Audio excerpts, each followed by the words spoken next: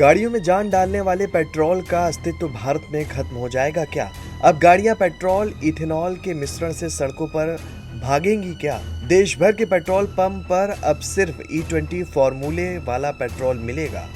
क्या इसके इस्तेमाल से गाड़ियां खराब हो जाएंगी? बीजेपी सरकार सिर्फ व्यापारियों के बारे में सोच रही, विपक्ष की कहने वाली बातें सारी सही हैं क्या? जरा रुकिएगा, इस खबर को तैयार करते वक्त यही सवाल हमारे जहन में भी आए, जो आपके अंदर भी इस समय चल रहे हैं कि आखिर सारा माजरा है क्या? सरकार की मंशा आम जनता को धोखा देने की है क्या?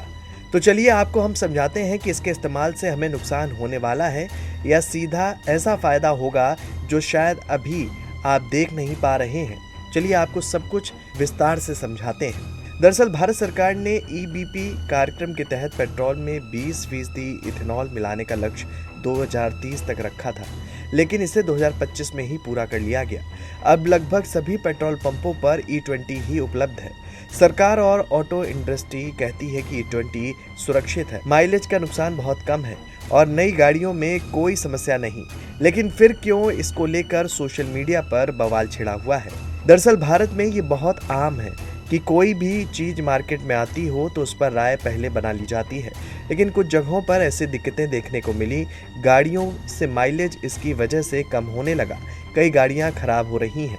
इसको लेकर भी चर्चा तेज हो गई है, मगर इसको लेकर परिवहन मंत्री ने साफ कहा है कि जिनकी भी गाड़ियां खराब हो रही, माइलेज में दिक्कत आ रही, वो तुरंत जाकर गाड़ियां कंपनी सेंटर में दे सकते हैं। सरकार उसे देखेगी और सही करके भी देगी। लेकिन सवाल ये कि सरकार इस ओर इतना जोर क्यों दे रही है? भारत अपनी जरूरत का बड़ा हिस्सा कच्चा तेल विदेशों से खरीदता है, इससे देश पर भारी खर्च आता है।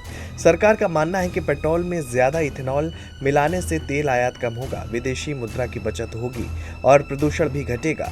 यहाँ तक कि आत्मनिर्भर भारत की एक और पहल होगी। इसी लक्ष्य के तहत इथेनॉल की प्रक्रिया को लगातार बढ़ाया जा रहा है, क्योंकि इथेनॉल एक तरह का अल्कोहल आधारित ईंधन है जिसे गन्ने, मक्का और अन्य कृषि उत्पादों से बनाया जाता है। भारत में इसे पेट्रोल में मिलाकर इस्तेमाल किया जाता है ताकि कच्चे तेल पर निर्भरता कम की जा सके। गन्ना और मक्का की मांग बढ़ेगी, किसानों को इसका अच्छा पैसा मिलेगा, नई फैक्ट्रियों में निवेश सीधे बढ़ेगा, रोजगार के नए अवसर पैदा होंगे, आयात पर निर्भरता घटने लगेगी, विदेशी मुद्रा की सीधे बचत होगी, पर्यावरण हमारा सुरक्षित होगा, नई तकनीक वाली गाड़ियों की मांग, वैकल्पिक ईंधन व्यवस्था मजबूत होगी। दरअसल लोगों की गाड़ियों में दिक्कत आने का सिर्फ वजह यह है कि उनकी पुरानी गाड़ियां, लेकिन सरकार की तरफ से कहा गया कि आप अपनी गाड़ियों की देखरेख कायदे से करेंगे तो ये समस्या नहीं होगी, बल्कि नई गाड़ियों में इस तरह की समस्या दर्ज ही नहीं की जा सकती। कुछ हद तक पुरानी गाड़ियों में दिक्कत है, मगर जनता को होने वाली परेशानी को मुद्दा बनाकर विपक्ष अपनी गोटियां सेट करने में जुट गया है। तो कुल मिलाकर इथेनॉल के फायदे और चुनौतियां दोनों हैं। किसानों के लिए ये अवसर बन सकता है, सरकार के लिए आयात बिल कम करने का जरिया और ग्राहकों के लिए नई तकनीक की ओर बढ़ता कदम।